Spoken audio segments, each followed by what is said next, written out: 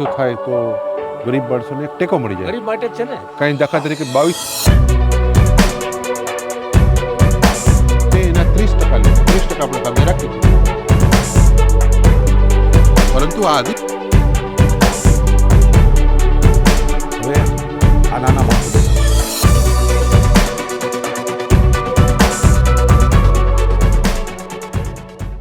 જ્યારે કુદરતનો પ્રકોપ થાય અને એમનો પાક નિષ્ફળ જાય ત્યારે જમીનદારને, જમીન માલિકને તો સહાય મળી જાય છે, પરંતુ આ આદિવાસી ભાઈઓ જે પોતાની મહેનત પરસેવો, લોહી પરસેવો એક કરી અને જે આ પાક ઉગાડે છે અને એ પાક નિષ્ફળ જાય ત્યારે એમને કોઈ પ્રકારની સહાય મળતી નથી. સૌને મારા નમસ્કાર, પ્રણામ. આજે ઘણા સમયે હું મારા પોતાના જ ખેતરમાં જ આવેલો છું અહીંયા, અને અહીં મારા જ ખેતરની અંદર કામ કરતા અમારા ખેત મજૂરોને મુલાકાત આજે મેં કરી છે. પ્રશ્ન એવો ઉપસ્થિત થયો કે ઘણા સમયથી અમુક આદિવાસી ભાઈઓ મારા ઓફિસે વારંવાર આવતા હતા અને એમણે જે મુદ્દાની રજૂઆત કરી એ મુદ્દો ખરેખર ગુજરાત માટે અને સમગ્ર ભારત માટે પણ ખૂબ મહત્ત્વનો મુદ્દો છે કે એક તરફ બે પ્રકારના ખેડૂતો છે. એક તરફ જમીન માલિકો છે જેની પાસે ખેતીની જમીન છે, અને બીજી તરફ એ ખેતીની જમીન ઉપર નપતા ખેત મજૂરો છે કે જે એ ખેતી ભાગે પોતે વાવવા રાખે છે, પછી એ 30%ના ભાગે હોય કે પછી 25%ના ભાગે એ ખેતી વાવવા રાખે, અને બધું જ મજૂરી કામ આ ખેત મજૂરોને કરવાનું છે. ત્યાં દિવસ રાત એમને ત્યાં પોતાના પરિવાર સાથે, બાળકો સાથે બધા ત્યાં જ રહેતા હોય છે. ત્યાં રહી અને પછી તે લોકો ખેતી કામ કરે અને આખરે જ્યારે પાક પૂરો થાય, નીપજ આવે, એ નિપજના એ લોકોનો ત્રીજો ભાગ અથવા જે પ્રમાણે નક્કી કર્યું હોય એ પ્રમાણે 30% જેવી રકમ એમને મળતી હોય છે. પરંતુ જ્યારે કુદરતી આફત આવે, કુદરતનો પ્રકોપ આપણી ઉપર પડ્યો હોય, વરસાદ ખેંચાઈ ગયો હોય, દુષ્કાળની પરિસ્થિતિ હોય, પૂર રાહતની પરિસ્થિતિ ભયંકર થઈ હોય, અતિવૃષ્ટિ થઈ હોય, કમોસમી વરસાદ થયો હોય કે પછી વાવાઝોડાની પરિસ્થિતિ થઈ હોય, ત્યારે આ ખેતરો ઉપર સૌથી પહેલી એની તરાપ પડતી હોય છે અને ખેતીના પાકો એ નિષ્ફળ જતા હોય છે. અને એવા સંજોગોની અંદર વારંવાર આ ખેડૂતોની વહારે સરકાર આવતી હોય છે. સરકાર પણ એમને ક્યારેક ને ક્યારેક કોંગ્રેસ પક્ષ દ્વારા એના આંદોલનો થતા હોય, રેલી ધરણા થતા હોય, અમે આવેદનપત્રો આપતા હોય, વિધાનસભાની અંદર એની અમે રજૂઆત કરતા હોય, ત્યારે સરકારને આખરે એમને એ વળતર ચૂકવવાની ફરજ પડતી હોય છે. અને એક SDRFની જે યોજના છે એ યોજના માટે એમને હેક્ટર દીઠ 22,000 રૂપિયા જેવી રકમ એમને ફાળવતા હોય છે. ત્યારે સવાલ એ થાય છે કે અમારા જેવા દાખલા તરીકે હું પણ પોતે ખેડૂત છું, તો મને 22,000 રૂપિયા મળી જાય છે, પણ મારા ખેતરની અંદર જે કામ કરતા ખેત મજૂરનું તો મેં ક્યારે વિચાર કરતા નથી. એમ લાગે છે 22,000 તો મારા પોતાના જ છે. બધા જ ખેડૂતો સક્ષમ હોતા નથી. મોટાભાગના ઘણા બધા ખેડૂતો ગરીબ ખેડૂતો પણ હોય છે, પણ આ ગરીબ ખેડૂતોએ પોતે અંદર બીજની અંદર, બિયારણની અંદર રોકાણ કર્યું હોય, દવા ખાતરની અંદર રોકાણ કર્યું હોય, પાણી માટેનું રોકાણ થયું, જમીનની પણ કિંમત હોય, એટલે નુકસાનીનું વળતર એને તો મળવું જ જોઈએ, એમાં કોઈ જ પ્રશ્ન નથી. પણ જે સાચા ખેડૂતો છે, જે સાચા ખેત મજૂરો છે, જે દિવસ રાત ખેતરની અંદર જે લોકો કામ કરી રહ્યા છે, એને સાચા અર્થમાં પણ વળતર મળવાની ખૂબ જરૂરિયાત છે. કેમ કે એના બાળકો તો મને નથી લાગતું કે તમે અત્યારે જુઓ છો આ બાળકો કોઈ સ્કૂલે જતા હશે, ભણતા હશે, કંઈક કરતો, એનો ભવિષ્યનું શું? એટલે આ આદિવાસી ભાઈઓ જ્યારે મારી પાસે વાત કરીને એમને મને એમ કહ્યું કે સાહેબ અમને પણ આની અંદર વળતર મળવું જોઈએ. એ 30% લેખે જો અમે ખેતર રાખ્યું હોય તો 30%નો હિસ્સો એ અમને પણ સરકારે નુકસાની પેટે આપવો જોઈએ, અને સરકારે આ માટે તાત્કાલિક એક કાયદો બનાવી અને આ ખેત મજૂરોના ભવિષ્યને સુનિશ્ચિત કરવું પડે કે જ્યારે કુદરતી પ્રકોપ થાય, જ્યારે કુદરતી આફત આવે, ત્યારે જ્યારે આપણે ખેડૂતોને એટલે કે જમીન માલિકોને એટલે કે જમીનદારોને આપણે જે વળતર ચૂકવીએ છીએ એ જ પ્રમાણે સાચા ગરીબ, પીડિત, શોષિત આવા ખેત મજૂરોને પણ એનું વળતર આપણે મળવું જ જોઈએ. એના માટેનો તાત્કાલિક કાયદો કરવા માટેની આજે અમે એક માંગ ઉઠી છે, અને આગામી 21 તારીખે સુરેન્દ્રનગર ખાતે અમે લોકો બપોરે 2 વાગે ગાંધી હોસ્પિટલના બસ સ્ટેન્ડથી અમે લોકો એક પદયાત્રાનું આયોજન કરી અને માન્ય કલેક્ટરશ્રીને અમે એક આવેદનપત્ર આપીશું, અને એના માધ્યમથી અમે સરકારને જાગૃત કરવાનો એક પ્રયત્ન કરીએ છીએ કે સરકાર આ બાબતમાં ગંભીરતાથી વિચારે અને સરકારને જાગૃત કરવા, ઢંઢોળવા, એના ધ્યાને આ મુદ્દો લાવવા માટે જરૂર પડશે તો સુરેન્દ્રનગરથી સચિવાલય સુધીની પણ માર્ચ કાઢવામાં અમે ખચકાઈશું નહીં. અને આની અંદર સુરેન્દ્રનગર સહિત સુરેન્દ્રનગર જિલ્લાના અને આજુબાજુના તમામ જિલ્લાના આ બધા ખેત મજૂરો, ખેડૂતો પણ પોતે જે ચિંતા કરે છે, પોતાના ખેત મજૂરોની જે ચિંતા કરે છે, એવા ખેડૂતો પણ આ યાત્રામાં સામેલ થવાના છે અને જોડાવાના છે. એટલે માટે આ ખેત મજૂરોનો પ્રશ્ન ખૂબ વિકટ પ્રશ્ન છે. એના માટે સરકારે ચોક્કસથી જાગૃત થવાની જરૂર છે. પુષ્કળ વરસાદ થતા આ ફસલ બરબાદ થાય છે.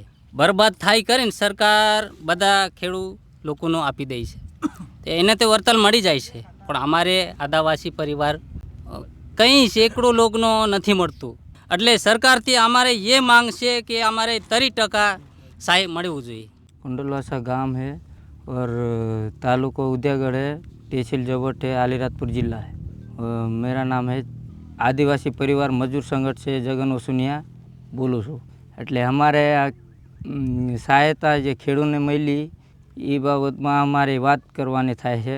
એટલે સહાયતા અમને મળવી જોઈએ એવી માંગ રાખવા માટે અમે અહીંયા આવ્યા છીએ. પછી બીજું તો એટલું જ કહેવું છે. હવે આ નાના માણસો બધી ખેતી કરે છે, જે કોઈ પણ ઉધર રાખે છે, કોઈ પણ મજૂરી કરે છે, જે સરકાર સહાય આપે છે, જે માલિકીને મળી જાય છે, આ દી રાત આ નાના માણસો જે વગડામાં દી રાત વરસાદ તડકા ટાઈટના જે ખેત મજૂર કરે એને પણ 1 રૂપિયો આવતો નથી, બરાબર. તો સરકારને એ ચિંતા વ્યક્ત કરવી પડે કે ભાઈ આપણે ખેતીવાળાને આપી દઈએ છીએ તો હારે ખેત મજૂરને કેમ નથી મળતા પૈસા, બરાબર. આ સાહેબે જે ચિંતા વ્યક્ત કરી એમનો અમે અભિનંદન આપીએ કે અમારા વારે તો આ નાના માણસો વારે તો આવ્યા છે અત્યારે, બરાબર. તો આ ચિંતા કેમ કોઈને ખબર નથી સરકારને કે ભાઈ મજૂરી તો નાના માણસો કરે છે, જે ઉદ્યોગપતિ છે, જમીનવાળા છે એ તો ગીરે હોતા હે. તો વગડામાં તો આ નાના માણસો રહે છે, યારોના જીવ જંતના તડકો ટાઈટ વરસાદના, બરાબર. તો એને ખરેખર તો એને પૈસા મળવા જોઈએ, 30% લેખે એને પૈસા મળવા જોઈએ. શેઠિયાઓને જે ખેતરધણી છે એને 20-22 હજાર રૂપિયા હેક્ટર મળે છે, તો એવાને એવા ખેડૂત નાના મજૂરને મળવું જોઈએ ને. ખેત મજૂરી જે કામ કરે છે એને મળવા જ જોઈએ. એનું કોણ? એના પાસે નકરું કામ જ કરાવવાનું. તો એ અનાજ પકવે છે તાણે આપણે બધા ખાઈએ છીએ, એ ન હોય તો અનાજ કોના પાસે પકાવવાનું? આદિવાસી ભાઈઓ છે અને આ બધા મોટાભાગના લોકો એમપી, આપણા ગુજરાતની બોર્ડરથી એમપીની અંદર વસતા અથવા ગુજરાતની બોર્ડર ગોધરા છે, આ બાજુ અમુક રાજસ્થાનના આપણા બોર્ડરિંગ જે આદિવાસી વિસ્તારના છે એ બધા ભાઈઓ ખાસ કરીને સુરેન્દ્રનગર જિલ્લામાં અને આખા સૌરાષ્ટ્રની અંદર, ગુજરાતની અંદર આ લોકો ભાગ્યા ખેતીથી કરે છે કામ. અને ક્યાંક 25% ભાગમાં રાખે છે, ક્યાંક 30% ભાગમાં રાખે છે. પોતાની મહેનત પરસેવો, લોહી પરસેવો એક કરી અને જે આ પાક ઉગાડે છે અને એ પાક નિષ્ફળ જાય ત્યારે એમને કોઈ પ્રકારની સહાય મળતી નથી. એની મુખ્ય માંગણી છે અને એના માટે લોકો સરકાર પાસે અત્યારે દુહારો કરી રહ્યા છે કે સરકાર એમના માટે એવો કોઈ કાયદો બનાવે, એવી કોઈ યોજના બનાવે કે જેથી કરીને જ્યારે પણ આવું કંઈ કુદરતી પ્રકોપ થાય ત્યારે આ લોકોના ખાતામાં પણ સીધી સહાય પહોંચે. એ 30% ભાગમાં રાખી હોય તો 30% પ્રમાણે પડે, જે પ્રમાણે એ લોકોએ ખેતી રાખી હોય એ પ્રમાણેની સહાયનો એક હિસ્સો પણ આ લોકોને મળવો જોઈએ. કેમ કે સાચા ખેડૂતો, સાચા ખેત મજૂરો આ લોકો છે. બાકી બધા જમીનદારો છે, એમણે પણ જમીનની અંદર એમનું ઇન્વેસ્ટમેન્ટ છે, એમણે પણ બીજ લાવ્યા છે, ખાતર લાવ્યા છે, બધું કર્યું હશે, એમને પણ નુકસાની ગઈ છે. તો સરકાર એમને તો નુકસાની ચૂકવે જ છે, પણ એ જમીનદારોને જ્યારે નુકસાની ચૂકવે છે એની સાથે સાથે આ આદિવાસી ભાઈઓને કે પછી દલિત સમાજના હોય કે પછી માલધારી સમાજના હોય, દેવી પૂજક હોય, વાદી સમાજ છે કે પછી ઠાકોર કોળી સમાજ છે, આ બધા સમાજો જે ભાગ્યા તરીકે જે ખેતર રાખે છે એને કોઈ પ્રકારનું વળતર ચૂકવવામાં આવતું નથી, એને કોઈ પ્રકારની નુકસાની ચૂકવવામાં આવતી હતી. એના માટેની આ લડત છે, એના માટેનો આ સંઘર્ષ છે અને આ સંઘર્ષ અંજામ સુધી લઈ જ જવો પડે. કારણ કે દેશનો મોટો હિસ્સો, મોટા ભાગના લોકો એ ખેત મજૂરી ઉપર આધારિત છે, જમીન વિહોણા છે. અને હવે તો જે ગુજરાતની અંદર જે કાયદાઓ બને છે એ પ્રકારે મોટા ભાગની જમીનો મોટા મોટા જમીન માલિકો પાસે જતી રહી, મોટા મોટા ઉદ્યોગપતિઓ પાસે જતી રહી અને એ લોકો હવે આ લોકોનું એક પ્રકારે કંઈ કહે શોષણ કહે તો શોષણ કહી શકાય, એક પ્રકારે એમનું આખું કસ એમનો કાઢી લે છે. એમના બાળકોના ભવિષ્યનું, એમના બાળકોના શિક્ષણનું કોઈ જ આમાં કંઈ વિચાર કરવામાં આવતો નથી.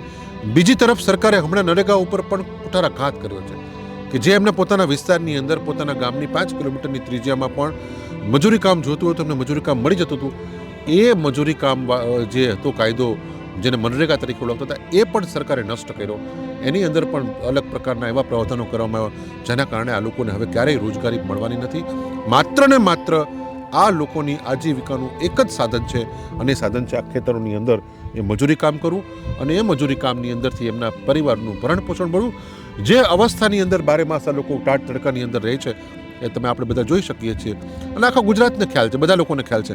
પરંતુ હજી સુધી સરકારની નજર આ ગરીબ લોકો ઉપર પડી નથી. આપણા સૌનું દુર્ભાગ્ય છે અને આના માટે સૌએ સાથે મળીને ચોક્કસથી લડત લડવી જ પડે, સંઘર્ષ કરવો જ પડે અને જરૂર પડશે તો સુરેન્દ્રનગરથી સચિવાલય સુધી પણ પદયાત્રા કરવાની થાય તો પણ અમે એમની સાથે પદયાત્રા કરી અને એમને ન્યાય અપાવવા માટે આખરી લડત સુધી અમે લોકો લડવા તૈયાર છીએ.